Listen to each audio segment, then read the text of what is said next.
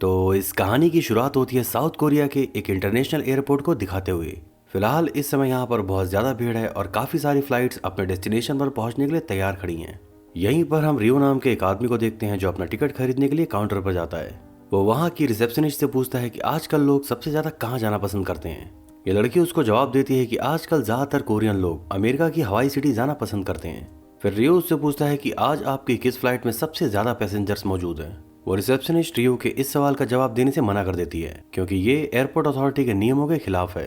इसके बाद हम इसी एयरपोर्ट पर पार्क नाम के एक आदमी को उसकी बेटी सुमिन के साथ देखते हैं। कुछ ही देर में ये दोनों अपनी फ्लाइट में बोर्ड करने ही वाले थे कि तभी सुमिन अपने पापा से कहती है कि उसे एक बार पहले वॉशरूम जाना है। इसके बाद जब सुमिन वहां पर जाती है तो देखती है कि लेडीज वॉशरूम में तो बहुत ज्यादा भीड़ है और इसीलिए वो थोड़ा जल्दबाजी करते हुए मेंस वॉशरूम में घुस जाती है। इसी दौरान हमें दिखाया जाता है कि रियो नाम का वो आदमी इस वॉशरूम में पहले से ही मौजूद था। हम देखते हैं कि वो अपने सीने पर एक कट लगाकर कैप्सूल जैसी कोई चीज उसके अंदर छुपाता है और इसके बाद वो इस घाव की बहुत ही अच्छे से ड्रेसिंग करता है ताकि किसी को भी इस बारे में कुछ पता ना चले। अब क्योंकि सुमी भी इस जगह पर मौजूद थी तो उसने रियो को यह सब कुछ करते हुए देख लिया है। इधर रियो को भी ये एहसास हो जाता है कि शायद उसे कोई चोरी छुपे देख रहा है। इसके बाद वो उस तरफ बढ़ने लगता है जहाँ पर सुमी छुपी हुई थी, लेकिन इससे पहले कि वो सुमी को ढूंढकर उसे कुछ कह पाता कि तभी अचानक से पार्क वहाँ पर आकर अपनी बेटी को यहाँ से ले जाता है। यहीं दूसरी तरफ हमें इनो नाम का एक पुलिस ऑफिसर दिखाया जाता है जो फिलहाल फोन पर अपनी वाइफ से कुछ बातें कर रहा था। असल में आज इनो की वाइफ भी उसी एयरपोर्ट पर ही मौजूद है जो कुछ ही देर में अपनी फ्लाइट पकड़कर अमेरिका के लिए जाने वाली है। इस कॉल को कट करने के बाद जब इनो अपने पुलिस स्टेशन पहुंचता है तो उसे पता चलता है कि यहाँ आसपास के बच्चों ने एक वीडियो मैसेज के खिलाफ कंप्लेन की है। उस वीडियो के अंदर एक आदमी धमकी दे रहा था कि वो आज किसी फ्लाइट को हाईजैक करके उसके अंदर बैठे सारे पैसेंजर्स को मारने वाला है। इस पुलिस स्टेशन के बाकी पुलिस वाले तो इस बात को मजाक में लेते हैं, लेकिन इनो को लगता है कि इस मामले को इतना हल्के में भी नहीं लिया जा सकता। इस मामले की छानबीन करते हुए इनो उस मोहल्ले में पहुंच जाता है जहाँ के बच्चों ने इस वीडियो वाले आदमी के खिलाफ कंप्लेन की है। उन बच्चों से इनो को पता चल जाता है कि ये आदमी यहाँ पास के ही किसी घर में रहता है। इसके बाद जब इनो इन्वेस्टिगेशन करते हुए उस घर के अंदर पहुंचता है तो देखता है कि वहीं साइड में किसी इंसान की लाश पड़ी हुई है जिसकी बॉडी को पूरी तरह से पॉलिथीन से कवर करके रखा गया था। यह देखते ही वो समझ जाता है कि इस वीडियो वाले आदमी को मजाक में तो बिल्कुल भी नहीं लिया जा सकता। यहीं दूसरी तरफ हमें एयरपोर्ट के एक सीन में दिखाया जाता है कि रियो नाम का वो आदमी पार्क की बेटी सुमी से कुछ बात करने की कोशिश कर रहा था। वो सुमी से पूछता है कि फिलहाल तुम लोग कहाँ जा रहे हो और इस सफर के दौरान तुम्हारी माँ यहाँ क्यों नहीं आई। पार्क को उसकी ये बातें थोड़ी बचकाना लगती हैं और वो उसे डांट कर यहाँ से भगा देता है, लेकिन उनके बैग में लगे हुए चिट को देखकर रियो को अब ये पता लग चुका था कि ये दोनों असल में हवाई जाने वाले हैं और इसके बाद वो भी अपने लिए हवाई का एक टिकट बुक कर लेता है। इसके बाद जब बोर्डिंग का टाइम आता है तो सिक्योरिटी चेकिंग करवाते वक्त रियो के पास मेटल जैसा कुछ डिटेक्ट होता है, लेकिन इसके बाद पता चलता है कि ये असल में एक अस्थमा इनहेलर है जो वो हमेशा अपने साथ कैरी करता है। इसके कुछ देर बाद जब ज्यादातर पैसेंजर्स उस फ्लाइट में जाकर बैठने लगते हैं तो हम देखते हैं कि रियो जिस फ्लाइट के अंदर चढ़ा है उसी के अंदर पार्क और उसकी बेटी सुमी के साथ साथ पुलिस ऑफिसर इनो की वाइफ भी इसी फ्लाइट में मौजूद है। फिर कुछ ही देर में इस प्लेन के टेक ऑफ करने का अनाउंसमेंट होता है और इसके कुछ समय बाद ही ये प्लेन अमेरिका के लिए उड़ान भर लेता है। इस प्लेन को उड़े हुए अभी मुश्किल से 10-15 मिनट ही हुआ था कि तभी अचानक से रियो अपनी सीट से उड़कर सीधा वॉशरूम की तरफ जाने लगता है।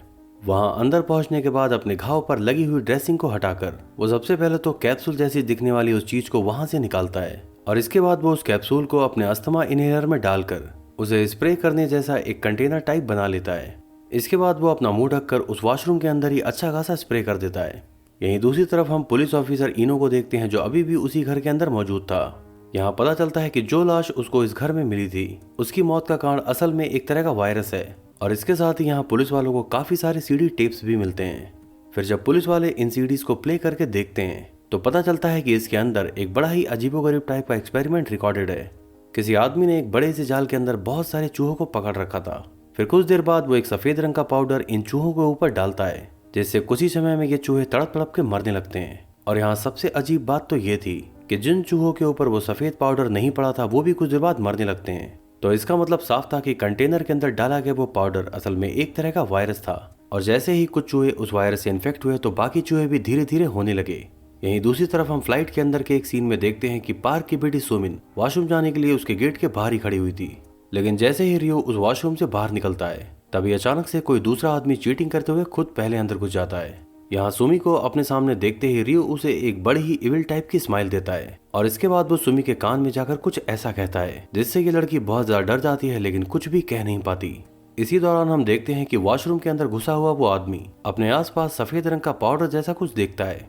इस अजीबोगरीब पाउडर की वजह से उसे खांसी होने लगती है और फिर वो तुरंत ही बाहर आकर फ्लाइट अटेंडेंट से इसकी शिकायत करता है। इसी बीच हम पार्क के बगल में बैठे हुए एक आदमी को देखते हैं जो अपने फोन में कुछ वीडियोस देख रहा था। इस फोन के अंदर फिलहाल वही धमकी वाला वीडियो चल रहा था जिसकी जांच पड़ताल करते हुए पुलिस ऑफिसर इनो उस घर तक पहुंचा है। पार्क भी इस वीडियो को बहुत ध्यान से देखने लगता है और कुछ ही देर में उसे एहसास होता है कि इस वीडियो के अंदर दिखने वाला आदमी बिल्कुल इनके को पैसेंजर रियो जैसा दिखता है। ये देखते ही पार्क थोड़ा डर जाता है क्योंकि वैसे भी उसे रियो की हरकतें थोड़ी अजीबोगरीब तरह की लगी थी। फिर वो तुरंत ही अपनी बेटी को ढूंढने लगता है जो अभी भी वॉशरूम के सामने ही खड़ी थी। फिर पार्क इस वीडियो को जाकर उस फ्लाइट अटेंडेंट को भी दिखाता है, लेकिन क्योंकि वीडियो के अंदर उस आदमी का चेहरा बिल्कुल साफ नजर नहीं आ रहा था तो ये लोग इस बात को मानने को तैयार नहीं होते कि वो आदमी असल में रियो ही है। यहीं दूसरी तरफ सुमी जो काफी ज्यादा घबराई हुई थी वो इन लोगों को बताने लगती है कि उसने एयरपोर्ट के वॉशरूम के अंदर रियो नाम के उस आदमी को अपनी बॉडी के अंदर कैप्सूल जैसी कोई चीज छुपाते हुए देखा था और अभी कुछ समय पहले ही रियो ने उसके कान में आकर बोला है कि इस फ्लाइट में मौजूद सारे लोग अभी कुछ घंटों बाद ही मरने वाले हैं। खैर अब कहीं जाकर इस फ्लाइट में काम करने वाले लोगों को यह एहसास होता है कि कुछ गड़बड़ तो जरूर है। इसके बाद उनमें से एक लड़की रियो के पास जाकर उससे कुछ पूछताछ करने लगती है। रियो उसे अपने बारे में बताता है कि वो एक साइंटिस्ट है और किसी कार्यक्रम में भाग लेने के लिए वो फिलहाल हवाई जा रहा है। इसके बाद जब वो लड़की रियो से कुछ पर्सनल सवाल पूछना शुरू करती है तो वो इन सवालों का जवाब देने से बिल्कुल साफ तौर पर इनकार कर देता है। यहीं दूसरी तरफ पुलिस टीम इन्वेस्टिगेशन करने के लिए एयरपोर्ट पर पहुंच चुकी है। काउंटर पर पूछताछ करने से इनो को पता चलता है कि रियो नाम का वो आदमी अभी कुछ देर पहले हवाई जाने वाली उस फ्लाइट में सवार होकर यहाँ से जा चुका है। इनो को याद आता है कि इसी फ्लाइट के अंदर उसकी वाइफ भी मौजूद है। भले ही वो एक पुलिस वाला है लेकिन ये सब कुछ जानने के बाद तो उसके होश भी पूरी तरह से उड़ चुके थे। यही फ्लाइट के एक सीन में हमें दिखाया जाता है कि वॉशरूम में घुसे उस आदमी की स्किन अब धीरे धीरे खराब होने लगी है। उसके चेहरे पर काफी ज्यादा रैशेज आ चुके हैं जिसका मतलब ये है कि अब वायरस ने अपना असर दिखाना शुरू कर दिया है। फिर कुछ ही देर में उसकी एक आंख की नस भी फट जाती है और वो खून की उल्टियां करते हुए वॉशरूम से बाहर निकलता है। वो वहीं बीच में गिरकर तड़पने लगता है और फिर बेहोश हो जाता है। ये सारा मंजर देखने के बाद इस फ्लाइट में बैठे हुए पैसेंजर काफी ज्यादा डर चुके थे। फिर जब एक डॉक्टर उसके पास जाकर चेकअप करता है तो कंफर्म करता है कि ये आदमी अब मर चुका है। अब तक तो पार्क को ये बात समझ आ चुकी थी कि कहीं ना कहीं इसके पीछे रियो का ही हाथ है। वो रियो के पास जाकर उससे मारपीट करने लगता है और पूछता है कि आखिर वो ये सब क्यों कर रहा है। इस समय इस प्लेन में 3 पायलट हैं जिसमें से मेन पायलट का नाम है वॉन। अब तक तो इन पायलट्स को भी पैसेंजर के बीच चल रहे झगड़े के बारे में पता चल चुका था। फिर वॉन उन दोनों को छुड़ाने के लिए जल्दी से वहां पर जाता है। इन दोनों को अलग अलग करने के बाद जिस तरह से पार्क और वॉन एक दूसरे की तरफ देख रहे थे इससे हमें पता चलता है कि ये दोनों लोग एक दूसरे को काफी पहले से जानते हैं। फ्लाइट स्टाफ को भी अब समझ आ चुका था कि इस रियो नाम के आदमी के साथ कुछ तो गड़बड़ जरूर है। वो लोग रियो से उसकी आईडी मांगते हैं तो वो कुछ बहाना बनाते हुए खुद को अमेरिकन बताने लगता है। इसके बाद वो उन लोगों से बचने के लिए पीछे की तरफ भागने की कोशिश करता है लेकिन वहां मौजूद यात्रियों से पकड़कर पूरी तरह से दबोच लेते हैं। इसी बीच रियो एक बार फिर से अपने इनहेलर को निकालकर उसके अंदर मौजूद वायरस को स्प्रे करते हुए चारों तरफ फैलाने लगता है। यानी कि अभी से कुछ देर बाद ही यहाँ के काफी सारे यात्री उस वायरस से इन्फेक्टेड होने वाले हैं। इसके बाद पायलट यह अनाउंसमेंट करते हैं कि इस फ्लाइट में बैठे हुए सभी लोग अब तक तो उस वायरस से इन्फेक्टेड हो ही चुके हैं, इसलिए इधर की साइड रहने वाला कोई भी इंसान फिलहाल कॉकपिट में नहीं जाएगा ताकि कम से कम इस जहाज के पायलट तो उस वायरस से इन्फेक्टेड ना हो। यहीं दूसरी तरफ दिखाया जाता है कि साउथ कोरियन गवर्नमेंट को भी अब इस वायरस वाली घटना के बारे में पता चल चुका है। इस देश की परिवहन मंत्री अपनी टीम के साथ एक इमरजेंसी मीटिंग कर रही है। यही पुलिस ऑफिसर इनो को अपनी इन्वेस्टिगेशन के दौरान पता चला है कि रियो नाम का वो आदमी रिकॉम नाम की किसी मल्टीनेशनल कंपनी में एक माइक्रोबायोलॉजिस्ट था। लेकिन इसके बाद जब ये लोग उस कंपनी से बात करके रियो के बारे में पता लगाने की कोशिश करते हैं तो उस कंपनी के लोग ये कहकर साथ देने से इनकार कर देते हैं कि रियो काफी साल पहले ही उस कंपनी को छोड़ चुका है और फिलहाल के फ्लाइट वाले इस पूरे केस से उनका कोई लेना देना नहीं। इसके बाद इनो गवर्नमेंट ऑफिशियल्स को ये सलाह देता है कि क्यों ना हम लोग रियो से ही बात करके इस वायरस के एंटीडोट के बारे में पूछें। फिर ये खबर उस फ्लाइट के पायलट तक पहुंचा दी जाती है। इसके बाद जब एक पायलट रियो से इस बारे में बात करने की कोशिश करता है तो वो जोर जोर से हंसते हुए इनका साथ देने से बिल्कुल इनकार कर देता है और साथ ही वो ये भी कहता है कि इस फ्लाइट में मौजूद एक भी इंसान जिंदा नहीं बचेगा।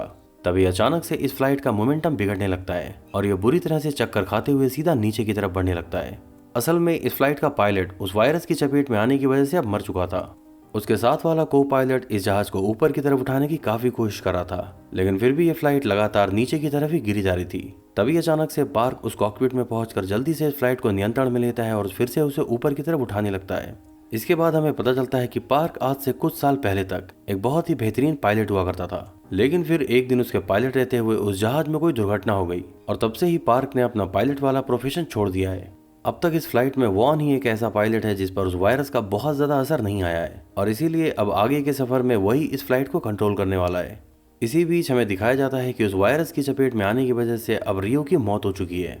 इस प्लेन के इंटरनेट वाईफाई की वजह से इस प्लेन के पैसेंजर्स के पास व्हाट्सएप मैसेजिंग करने का ऑप्शन मौजूद था, तो इन्हीं में से एक यात्री इस सारी घटना का वीडियो बनाकर अपने जान पहचान के किसी पत्रकार को भेज देता है। फिर कुछ ही देर में ये वीडियो कोरिया के सारे न्यूज चैनल पर चलने लगता है। इधर इनो को यह महसूस होता है कि जरूर रिकॉम कंपनी इन लोगों से कुछ छुपा रही है। वो उस कंपनी के डायरेक्टर से बात करने के लिए उसके ऑफिस जाने का फैसला करता है। उस कंपनी के गार्ड उसे ये कहते हुए रोक लेते हैं कि तुम्हारे पास मिलने का अपॉइंटमेंट नहीं है। इस बात पर गुस्सा होकर इनो उन लोगों के साथ मारपीट करने लगता है और वहां पर मौजूद कुछ मीडिया वाले लोग इस पूरी घटना का भी वीडियो बना लेते हैं। यहीं दूसरी तरफ दिखाया जाता है कि उस फ्लाइट में अब एक एक करके बाकी यात्रियों की भी मौत होने लगी है। ये वायरस असल में उन लोगों पर बहुत तेजी से काम कर रहा है जिन लोगों की इम्यूनिटी काफी लो है, जिस वजह से 2 पैसेंजर्स के साथ साथ एक फ्लाइट अटेंडेंट भी मारी जा चुकी है। फिर ये सब लोग मिलकर फैसला करते हैं कि जिन लोगों की भी स्किन पर उस वायरस का असर दिखना शुरू हो चुका है वो सारे लोग इस फ्लाइट के पीछे की तरफ रहेंगे और जिन लोगों पर अभी कुछ खास असर नहीं आया वो इस फ्लाइट में आगे की तरफ रहेंगे। पार्क के साथ साथ उसकी बेटी सुमी पर भी अभी तक इस वायरस का कुछ खास असर नहीं आया था और इसीलिए जब वो दोनों इस फ्लाइट में आगे की तरफ बढ़ने लगते हैं तो एक आदमी उसे रोकते हुए कहता है कि तुम्हारी बेटी के फेस पर हल्के हल्के रैशेस दिखना शुरू हो चुके हैं। तो पार्क उसे समझाते हुए कहता है कि उसकी बेटी को एक्जिमा नाम की एक दूसरी बीमारी है। लेकिन जब साथ के पैसेंजर उसकी कोई बात नहीं मानते तो इस झगड़े को खत्म करने के लिए उसकी बेटी सुमी खुद ही पीछे की तरफ चली आती है। कुछ घंटों बाद पता चलता है कि यह फ्लाइट अब अमेरिका पहुंच चुकी है और कुछ ही देर में लैंड करने वाली है। इस बात से फ्लाइट में बैठे हुए यात्रियों को काफी सुकून मिलता है क्योंकि अमेरिका पहुंचने के बाद तो इन लोगों को बचा ही लिया जाएगा। लेकिन फिर अमेरिकन कंट्रोल टावर से यह संदेश आता है कि इस फ्लाइट को अमेरिका में लैंड करने की अनुमति नहीं दी गई है। असल में वायरस वाली ये खबर अब तक अमेरिका भी पहुंच चुकी थी और इन लोगों का कहना था कि हमें अब तक इस वायरस के बारे में कुछ भी नहीं पता, तो इस फ्लाइट को अपने देश में लैंड करवा के हम यहाँ के लोगों की जान खतरे में नहीं डाल सकते। इधर कोरियन गवर्नमेंट की तरफ से पायलट को यह आदेश दिया जाता है कि वो वापस से इस फ्लाइट को कोरिया लेकर आ जाए। ये सारी बातें इस फ्लाइट के पैसेंजर्स को भी पता चल चुकी थी और इसी वजह से वो हर गुजरते पल के साथ अपनी उम्मीदें खोते जा रहे थे। यहीं दूसरी तरफ इनो को अपनी इन्वेस्टिगेशन में पता चला है कि सॉन्ग हुन नाम का एक आदमी जो खुद भी पहले रियो के साथ उसी कंपनी में काम किया करता था, अभी कुछ दिनों पहले ही उस कंपनी को छोड़ चुका है। तो हो ना हो रियो की इस पूरे प्लान के बारे में सॉन्ग हुन को कुछ ना कुछ जरूर पता होगा। इसके बाद जब इनो कुछ पुलिस वालों के साथ उस आदमी के घर पर जाता है तो इन पुलिस वालों को देखते ही वो आदमी इनसे बचकर यहाँ से भागने लगता है। यहाँ बाकी पुलिस वाले तो पीछे रह गए लेकिन इनो बड़ी दिलेरी के साथ उसे चेस करने लगता है। इसी बीच इनो का कार से एक्सीडेंट हो जाता है और अब वो बिल्कुल भी भागने की हालत में नहीं था। लेकिन फिर सॉन्ग हुन नाम का वो आदमी खुद ही इनो के पास आता है। वो इनो को बचाने के लिए एम्बुलेंस बुलवाता है और फिर ये सब एक साथ ही जाने लगते हैं। फिर वो इनो को बताता है कि रियो ने उसके साथ धोखा किया है और वायरस वाले इस पूरे कांड में मेरा कोई हाथ नहीं। असल में उस वायरस का नाम SC1 है जिसे काफी समय पहले रिकॉम कंपनी ने इलीगल तरीके से बनाया था। इस वायरस को बनाते समय ही कुछ साइंटिस्ट इसकी चपेट में आके मर गए थे। इस पूरी घटना के लिए उस कंपनी ने रियो की लापरवाही को जिम्मेदार ठहराते हुए उसे कंपनी से निकाल दिया। लेकिन किसी को भी ये बात नहीं पता थी कि वहां से जाने से पहले रियो ने इस वायरस का फॉर्मूला चुरा लिया था।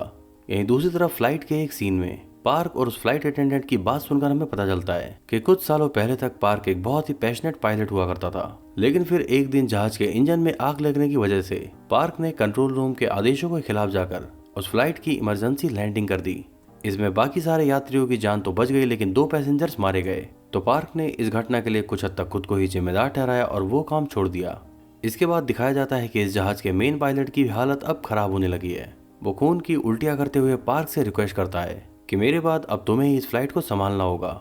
वैसे तो पार्क उस पुराने हादसे से अभी तक उबर नहीं पाया था, लेकिन इस इमरजेंसी सिचुएशन को देखते हुए वो इस फ्लाइट को उड़ाने का फैसला करता है। यहीं दूसरी तरफ इनो अपनी इन्वेस्टिगेशन में एक ऐसे साइंटिस्ट को ढूंढ लेता है जो उस वायरस की चपेट में आने के बाद भी जिंदा बच गया था। वो इनो को बताता है कि रिकॉम कंपनी के पास उस वायरस का एंटीडोट और वैक्सीन दोनों मौजूद हैं, लेकिन अब तक उस पर बहुत ज्यादा टेस्टिंग नहीं हुई है तो शायद वो इस पर बहुत ज्यादा श्योर ना हो। इसके बाद दिखाया जाता है कि कोरियन गवर्नमेंट की तरफ से उस रिकॉम कंपनी के ऊपर इस बात का दबाव बनाया जा रहा है कि वो लोग इस वायरस से जुड़ी हुई हर जानकारी साझा करने के साथ साथ उसका एंटीडोट और वैक्सीन भी सरकार को दे। इसके बाद न्यूज चैनल पर दिखाया जाता है कि रिकॉम कंपनी इस वायरस से निपटने के लिए सरकार का पूरा सहयोग करने वाली है। यहाँ फ्लाइट के मेन पायलट वॉन की हालत अब बहुत ज्यादा खराब हो चुकी है, इसलिए वो चाहते थे कि इस फ्लाइट की इमरजेंसी लैंडिंग जापान के ही किसी एयरपोर्ट पर करवा दी जाए। लेकिन जापानी एयरपोर्ट का कंट्रोल रूम उन्हें अपने क्षेत्र में घुसने का भी इजाजत नहीं देते और साथ ही साथ वो लोग पायलट को ये चेतावनी देते हैं कि अगर उसने इस फ्लाइट को हमारे एयरपोर्ट के आसपास भी लाने की कोशिश की तो पहले ही हम लोग इस फ्लाइट को मिसाइल से उड़ा देंगे।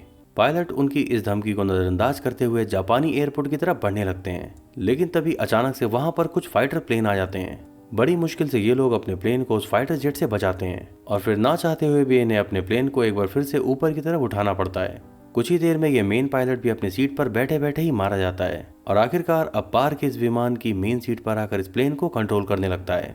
जापानीज गवर्नमेंट की इस हरकत की वजह से उनकी काफी थी, तो फिर कुछ ही देर बाद वहां के पीएम एक प्रेस कॉन्फ्रेंस करके पब्लिक को ये बताते हैं कि हमें पता चला है कि इस वायरस का इंक्यूबेशन पीरियड बहुत ही कम है और इसीलिए हमारे साइंटिस्ट का ऐसा कहना है कि फिलहाल तो इस वायरस पर कोई भी एंटीडोट काम नहीं करने वाला। फिर जैसे ही ये बात कोरियन लोगों तक पहुंचती है तो वो लोग भी अपनी सेफ्टी देखते हुए सड़कों पर उतर आते हैं और हंगामा करते हुए गवर्नमेंट से ये मांग करते हैं कि उस प्लेन को कोरिया में लैंड ना करने दिया जाए। यहाँ देखते ही देखते हालात इतने ज्यादा खराब हो गए कि एक कोरियन प्लेन में बैठे हुए कोरियन लोगों को ही कोरिया में लैंड करने की अनुमति नहीं दी जा सकती। खैर हालात चाहे कुछ भी हो, लेकिन पुलिस ऑफिसर इनो अपनी तरफ से पूरी कोशिश करने में लगा हुआ था।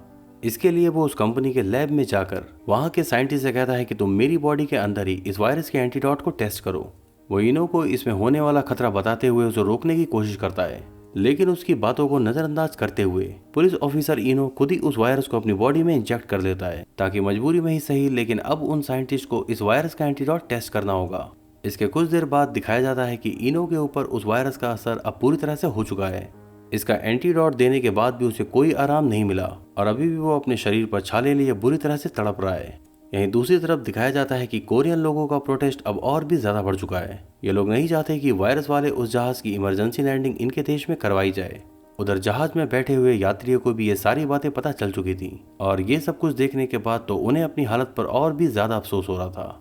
इन लोगों को भी ये बात पता चल चुकी थी कि उस वायरस का एंटीडोट काम नहीं कर रहा, तो इनका भी ये मानना है कि इस प्लेन का कोरिया ना जाने में ही सबकी भलाई है। इसके बाद पार्क कंट्रोल रूम को ये संदेश भेजता है कि इस विमान में बैठे हुए सभी लोग लैंडिंग के खिलाफ हैं, इसलिए उसने ये फैसला किया है कि वो इस विमान को कहीं पर भी लैंड नहीं करवाएगा, बल्कि इस फ्लाइट के साथ हवा में उड़ते हुए ही ये सभी लोग अपनी जान दे देंगे। वो कहता है कि कंट्रोल रूम के साथ ये मेरी आखिरी बातचीत है, इसके बाद मैं हर तरह की रेडियो कनेक्टिविटी बंद कर दूंगा, यानी कि ना तो कोई मैसेज इस फ्लाइट से कंट्रोल रूम में जा पाएगा और ना ही वहां से यहाँ आ पाएगा। सभी पैसेंजर्स को ये समझ आ चुका था कि ये उनका आखिरी समय है, इसीलिए ये सभी लोग अपने फैमिली मेंबर्स को कॉल करके उनसे अपनी इस जिंदगी में आखिरी बार अलविदा कहने लगते हैं। यहाँ पूरी तरह से मातम का माहौल छा चुका था और उम्मीद की आखिरी किरण भी खत्म हो चुकी थी, लेकिन फिर अचानक से ही एक चमत्कार देखने को मिलता है जब पता चलता है कि इनो के शरीर पर उस एंटीवायरस ने असर दिखाना शुरू कर दिया है। वो अचानक से ही होश में आकर जाग जाता है और बताता है कि उसकी बॉडी ने अब रिकवर करना शुरू कर दिया है। वो गवर्नमेंट ऑफिशियल से रिक्वेस्ट करता है कि उस जहाज को यहाँ कोरिया में लैंड करने की अनुमति दे दी जाए। ये खबर मिलते ही कंट्रोल टावर एक बार फिर से पार्क के साथ कांटेक्ट करने की कोशिश करता है, लेकिन क्योंकि उस विमान की तरफ से पहले ही ये सारी रेडियो कनेक्टिविटी काटी जा चुकी थी, इसलिए ये कंट्रोल रूम वाले तो पायलट से संपर्क नहीं कर सकते। तो अब आखिर में अंतिम रास्ता यही बचता है कि उस फ्लाइट में बैठे हुए पैसेंजर के परिवार वालों के माध्यम से ही उनसे संपर्क किया जाए। फिर पब्लिक अवेयरनेस की वजह से ये काम बहुत जल्द हो भी जाता है और जैसे ही उस फ्लाइट में बैठे हुए पैसेंजर्स को ये बात पता चलती है कि उस वायरस के एंटीडोट ने अपना असर दिखाना शुरू कर दिया है और अब कोरियन गवर्नमेंट के साथ साथ वहाँ की जनता भी ये चाहती है कि इस फ्लाइट को जल्द से जल्द कोरियन एयरपोर्ट पर लैंड करवा दिया जाए। इसके बाद पार्क एक बार फिर से रेडियो सिग्नल को चालू कर देता है और इस फ्लाइट को वहाँ पास के ही एक एयरपोर्ट की तरफ ले जाने लगता है। पर समस्या यह है कि इस पास वाले एयरपोर्ट का रनवे बहुत ही छोटा है और फिलहाल अब इस विमान में इतना तेल नहीं बचा है कि उसको किसी दूर के एयरपोर्ट तक ले जाया जा सके। कहने का मतलब यह है कि वायरस वाली समस्या अब कुछ हद तक सॉल्व हो चुकी थी, लेकिन अब इस विमान की लैंडिंग उससे भी कहीं बड़ी समस्या बनने वाली है। बड़े रनवे वाले एयरपोर्ट तक पहुंचने के लिए फ्यूल नहीं है और पास वाले एयरपोर्ट का रनवे इस फ्लाइट के हिसाब से काफी ज्यादा छोटा है। पार्क फैसला करता है कि इस मुश्किल समय में वो किसी दूसरे की कोई बात नहीं सुनेगा और अपनी सूझबूझ और एक्सपीरियंस के दम पर ही हाई रिस्क से भरे हुए इस इमरजेंसी लैंडिंग को करवाने की कोशिश करेगा। पार्क सोचता है कि इस लैंडिंग के लिए तो उसे सबसे पहले इस विमान की स्पीड को कम करना होगा और साथ ही साथ इसके बचे हुए फ्यूल को भी बचा कर रखना होगा। इसके लिए वो कुछ देर तक इस विमान के इंजन को बंद कर देता है और फिर गोल गोल उसी एयरपोर्ट के इर्द गिर्द ही इस विमान को उड़ाने लगता है, जिससे इसका मोमेंटम काफी ज्यादा कम हो जाता है और फिर एक सही मौका देखकर वो इंजन को फिर से चालू करता है और आखिर में किसी तरह बची कुची स्पीड से ही उस विमान को एयरपोर्ट पर लैंड करवा देता है। लैंडिंग होने के बाद से ही ये काफी बुरी तरह से हिलने लगता है और फिर आखिर में इस रनवे के किनारे पर जाकर रुक जाता है। इसके बाद हमें यहाँ से 1 महीने बाद का समय दिखा जाता है। आज यहाँ पर उन सारे लोगों की गैदरिंग हो रही है जो उस समय उस फ्लाइट में मौजूद थे। उन सारे लोगों के साथ उनके फैमिली मेंबर्स भी यहाँ पर आए हुए हैं। वो सभी लोग पार्क से मिलकर अपनी जान बचाने के लिए उसका शुक्रिया अदा करते हैं। फिर इसके बाद जब पार्क की नज़र पुलिस ऑफिसर इनो पर पड़ती है तो वो काफ़ी ज़्यादा इमोशनल हो जाता है असल में उस वायरस की हाई डोज की वजह से इनो की हालत काफी ज्यादा खराब हो गई और अब फिलहाल उसकी जान तो बच गई है, लेकिन उसका शरीर पूरी तरह से पैरालाइज हो चुका है। पार्क भी ये बात जानता है कि इनो ने अपनी जान जोखिम में डालकर उस फ्लाइट के अंदर बैठे हुए सभी पैसेंजर्स की जान बचाई और इनो को भी ये बात पता है कि पार्क की सूझबूझ की वजह से ही वो फ्लाइट सही से कोरिया में लैंड कर पाई। और ऐसे ही इमोशनल एंडिंग के साथ ये कहानी यहाँ पर समाप्त होती है।